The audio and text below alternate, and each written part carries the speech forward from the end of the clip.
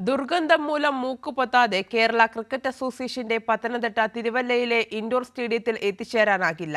IPL താരം വിഷ്ണു വിനോദ് അടക്കം പ്രതിഷേധവുമായി എത്തിയിട്ടും തിരുവല്ല നഗരസഭ ഇതുവരെ വിഷയത്തിൽ നടപടി കൈക്കൊണ്ടിട്ടില്ല.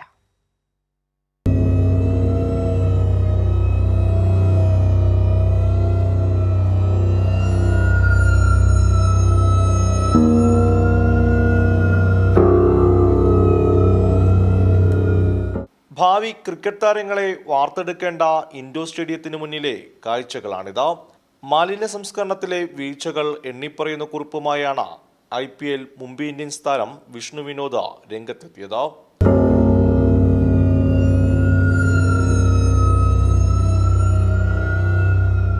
അഞ്ഞൂറിലധികം കുട്ടികളുടെ ജീവൻ വെച്ചാണ് നഗരസഭ പന്താടുന്നത്. മൊത്തത്തിലൊരു 500 കുട്ടികൾ ഡെയിലി ആയിട്ടുള്ള പ്രാക്ടീസിന് സ്ഥിരമായി വരുന്നുണ്ട്.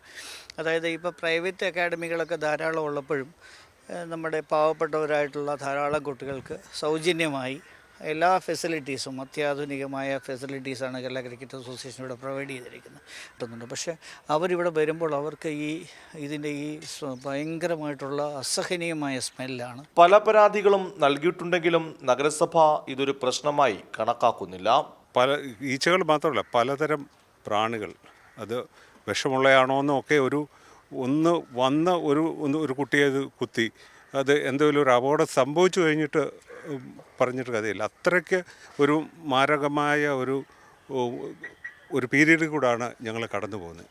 തിരുവല്ലയിലെ UDF ഭരണം നഗരസഭയെ മാലിന്യ കൂമ്പാരമാക്കുകയാണെന്നാണ് LDFന്റെ ആരോപണം.